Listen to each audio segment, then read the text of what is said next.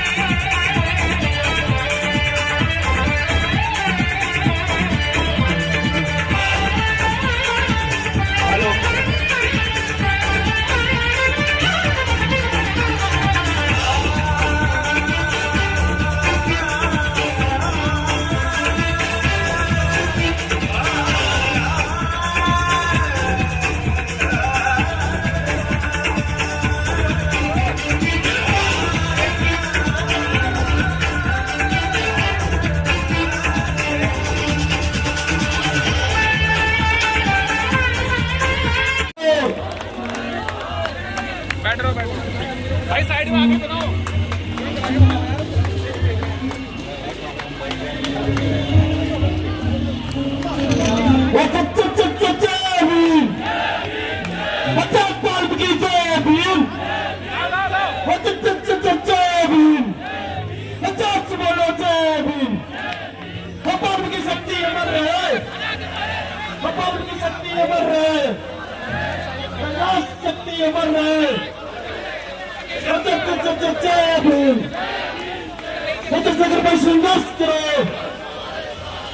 हमारा भाईचारा जिंदाबाद, बहुजन भाईचारा जिंदाबाद, हमारा भाईचारा जिंदाबाद, बहुजन एकता जिंदाबाद, एसएसटी ओबीसी माइनॉरिटी जिंदाबाद, एसएसटी ओबीसी माइनॉरिटी जिंदाबाद।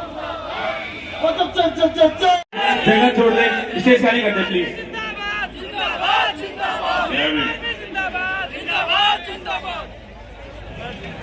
बैठ जाओ। सबसे पहले तो आप सबको आज इस पावन अवसर पर, जब पूरे देश और दुनिया में भगवान वाल्मीकि महाराज जी की जयंती हम लोग बड़े धूमधाम से मना रहे हैं, इस पावन और गौरवान्वित अवसर पर मैं आप सबको बधाई और मंगल कामनाएं भेंट करता हूं। पूरी दुनिया में जो भगवान वाल्मीकि महाराज के अनुयायी, उनको मानने वाले, उनके रास्ते पे चलने वाले लोग रहते हैं, उन सबके लिए भी मैं संतों, गुरुओं, महापुरुषों से प्रार्थना करता हूं कि उनका आशीर्वाद हम सब लोगों पे बना। फिर उसके बाद मैं धन्यवाद दूंगा अपने दिल्ली प्रदेश की टीम का, हमारे नेतागणों का, भाई हिमांशु जी का, महेश जी का, नरेंद्र भिकुराम जैन जी का, अब्दुल वाहिद जी का, और जो तमाम हमारे साथी हैं, हमारी बहनें जो हमारी महिला नेता हैं, उनका भी धन्यवाद दूंगा।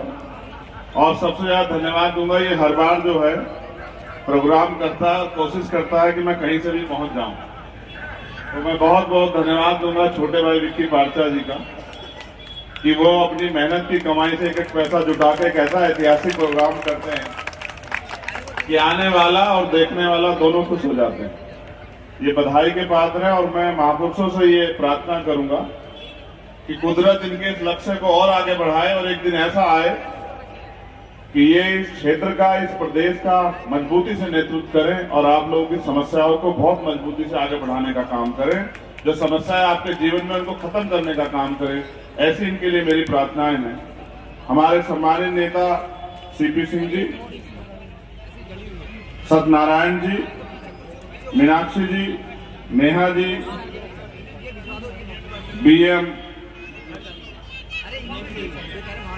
करोटिया जी, सतवीर जी, और कोई एक आधा छूट गया हो तो मुझे बता देना, मैं देख के याद करके उनका भी नाम दे दूंगा। बाकी मेरे लिए तो आप सब लोग सम्मानित। किसान और कोई बचा तो हाथ खड़ा कर लो और एक्सेप्ट करो मेरी तरफ से। बहुत धन्यवाद, मंगल कामना। तो मैं इन सब भाइयों का बहुत बहुत धन्यवाद करता हूं। आपकी जेब में पैसा होना अलग बात है, उस पैसे को समाज के लिए खर्च करना ये अलग बात है। तो इनके अंदर हिम्मत है, इनकी हिम्मत और उत्साह बढ़ा रहे। मुझे चंद बातें आपसे कहनी है, क्योंकि ये सच है कि समय की कमी है। कल हम लोग जयपुर थे, जयपुर से राजगढ़ सभा की, राजगढ़ से सभा करके हम लोग दिल्ली पहुंचे लेट नाइट। अर्ली मॉर्निंग हम लोग भोपाल गए, भोपाल से मैं यहाँ आया सीधा एयरपोर्ट से।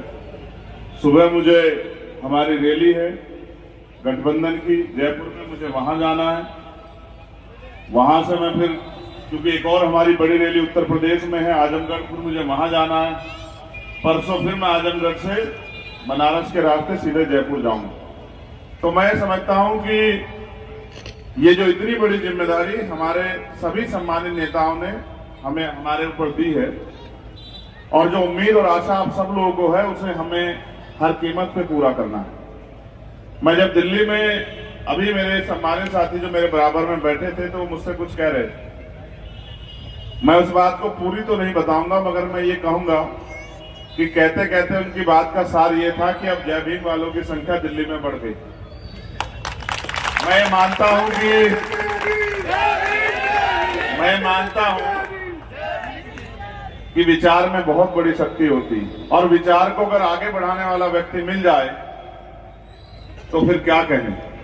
मुझे इस बात पे बड़ा गर्व है कि दिल्ली की धरती ने ऐसे वीर बहादुर बेटे जन्मे हैं जो सिर्फ दिल्ली ही नहीं, दिल्ली के बाहर, चाहे राजस्थान हो, चाहे हरियाणा हो, चाहे उत्तर प्रदेश हो, जहां जहां उनको पार्टी संगठन काम करने के लिए भेजता है, वो पूरी मेहनत ईमानदारी से काम करते हैं। मुझे इस बात पे भी गर्व है कि हमारे इस आंदोलन से एक नहीं, हजारों नेता तैयार हुए हैं। हजारों में एक आधा तो खराब हो सकता है, लेकिन बड़े पैमाने पर जो ज्यादा लोग हैं वो अच्छे हैं, और आने वाले कल में इस आंदोलन को आगे बढ़ाने का काम करेंगे। इस जयंती की मंगल कामना के बाद कुछ बातें आपसे इसलिए करनी है कि वो भी आते हुए मीडिया के एक साथी मुझे, जब मैं गुरु घर से निकला, पूछ रहे थे कि भाई मध्य प्रदेश में चुनाव है, राजस्थान में चुनाव, छत्तीसगढ़ में चुनाव है। मैंने उनसे कहा कि आज तो मैं यहाँ चुनाव में नहीं आया, आज तो मैं यहाँ अपने लोगों के बीच आया हूँ, उनका प्यार बांटने और उनसे प्यार पाने के लिए आया हूँ। तो ये मैं आपसे कहना चाहता हूँ बड़ी जिम्मेदारी से, और इस पे आपको गौर करने की भी जरूरत है। आज सोशल मीडिया का युग है। मैं यहाँ बोल रहा हूँ, दुनिया में बैठा आदमी मुझे सुन सकता है। आज वो समय नहीं है कि कोई चिट्ठी पत्रा जाएगा, 8-10 दिन लगेंगे, कोई लेटर पड़ा होगा, वो 20-25 दिन में पहुंचेगा। आप यहाँ बोले, दुनिया में कहीं भी बैठ के आप सुन सकते हैं। मैं आग्रह के तौर पे कहना चाहता हूँ कि आप जब भी भगवान वाल्मीकि महाराज की फोटो देखोगे तो आपको दिखाई देगा कलम। हमारे हाथ में कलम था, एक दिन में हमसे कलम नहीं छुड़ाया होगा, और एक दिन में कलम छोड़ा भी नहीं होगा हमने। लंबा समय लगा होगा, और बहुत तरह से हमारी आदतें बिगाड़ी गई होंगी, और आदतें बिगाड़ के वो कलम हमसे छीन के, और उसके कलम की जगह हमें झाड़ू देने का काम किया गया। और इस झाड़ू को देने के बाद आज हालात ऐसे हैं कि हम झाड़ू के लायक ही होकर रह गए। और मैं फिर कहता हूं कि झाड़ू भी हमसे अच्छी है, क्योंकि झाड़ू भी संगठित है और वो कूड़ा कचरा साफ करती है, लेकिन हम तो उस काम को भी सही तरह से नहीं कर पा रहे। हम अपने बीच की जो बुराइयां उनको नहीं निकाल पा रहे। मैं आज आपसे प्रार्थना करता हूं कि अगर वास्तविकता में भगवान वाल्मीकि महाराज के सच्चे वंशज हैं तो फिर पकड़िए उस कलम को, क्योंकि मैं और आप ये जानते हैं कि बाबा साहब अम्बेडकर ने कहा है कि जिस कौम के हाथ में कलम होती है और जिनके पास कलम की ताकत होती है, उनका हाथ किसी के आगे फैला हुआ नहीं होता। मैं आपको ये बताना चाहता हूं, अभी 5-6 दिन पहले सुप्रीम कोर्ट ने एक ऑर्डर किया और सुप्रीम कोर्ट ने उस ऑर्डर में कहा, अगर आपने नहीं पढ़ा तो मैंने उस पर अपनी बात रखते हुए कहा था कि जो लोग सीवर में मरते हैं उनको 30 लाख रुपए का जो है मुआवजा उस परिवार को मिलना चाहिए। मैं मानता हूं सुप्रीम कोर्ट ने बहुत दिनों बाद हमें याद किया, लेकिन 30 लाख रुपए पर्याप्त नहीं है, क्योंकि आप आज के हालात जानते हैं, दिल्ली में जानते हैं, अगर एक बच्चे की शादी करनी हो तो 5, 7, 10 लाख रुपए ऐसे ही खर्च हो जाते। अगर आपको एक मकान बनाना हो तो आपके पूर्वजों की चप्पलें घिस जाएंगी, भूखे पेट पता नहीं कितने दिन रहना पड़ेगा, तब जाके कोई मकान बनेगा। तो मैंने सुप्रीम कोर्ट से भी आग्रह किया कि मुआवजे की राशि 50 लाख होनी चाहिए, और सबसे ज्यादा जरूरी है कि हमारे लोगों को इस रोजगार से बाहर निकालने में आप मदद कराइए। वही उसी प्रक्रिया से हम भी जन्म लेते हैं जिस प्रक्रिया से दूसरे लोग जन्म लेते हैं। हमारे हिस्से में हमारे महापुरुषों ने कभी ये काम नहीं लिखा था, मगर हमें मजबूर किया गया और आसपास हमारे शराब की दुकानें खोल के हमें इस गंदगी में उतारा गया, और हम इसमें लंबे समय से अपनी जान खो रहे हैं। तो मैंने ये भी कहा माननीय सर्वोच्च न्यायालय से कि सर्वोच्च न्यायालय को यह भी तय करना चाहिए कि जो सरकारों ने नकारा है, जैसे यहाँ की सरकार ने कहा था कि हम 1 करोड़ रुपया देंगे, कोरोना काल में मेरे याद है कि हमारे भाइयों ने, हमारी बहनों ने, हमारी माओ ने, हमारे बुजुर्गों ने, जब लोग अपनी जान को, अपने परिवार को नहीं देखना चाहते थे, जब वो परिवार के मरे हुए व्यक्ति को दूर से दूर अंतिम संस्कार करा रहे थे, वो इस दिल्ली में, और सिर्फ दिल्ली नहीं, देश के हर शहर की और कस्बे की सफाई करके इस प्रदेश को और देश को सुरक्षित रखने का काम करते हैं। साथियों, जब मैंने दिल्ली में आपको बुलाया आंदोलन के लिए, आपने मेरी हिम्मत को 4 गुना हमेशा बढ़ाया। कोई मीटिंग रही हो, कोई सभा रही हो, कोई आयोजन ना हो, आप सबने ताकत बनाई, इस ताकत को बना के रखना। मैं अपने कर्मचारी साथियों को भी कहना चाहता हूं कि आपकी ओल्ड पेंशन स्कीम पे भी हम बहुत जल्दी जो है बड़ा एक्शन लेने वाले हैं। आपकी पेंशन को भी हम लोग बहाल कराएंगे, और आज जिस तरह से निजीकरण की भेंट जो है चढ़ाया जा रहा है, जिस तरह निजीकरण की भेंट चढ़ा के सारे सरकार खत्म किया जा रहा है, विश्वास करो आपको फोर्स भी उनके टारगेट में है।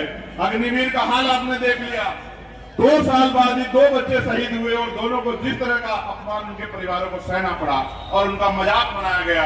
ये बात का उदाहरण है कि केंद्र में बैठी सरकारें कमजोरों, किसानों, मजदूरों, नौजवानों और देश के भविष्य के साथ खिलवाड़ कर रही है, देश की सुरक्षा के साथ खिलवाड़ कर रही है, विदेश नीति के साथ खिलवाड़ कर रही है, अपनी राजनीतिक महत्वाकांक्षा पूरी करने के लिए देश में नफरत बढ़ाने का काम कर रही है। इनकी नफरत के एजेंडे को हम लोग नाकामयाब करेंगे, और एकजुट होकर जिस तरह से हम अंग्रेजों के खिलाफ लड़े, इन अंग्रेजों के खिलाफ भी लड़ेंगे जो आज सरकारों में बैठे, इनको भी सत्ता से बेदखल करने का काम करेंगे। बहन शबाना से भी को भी धन्यवाद करता हूँ।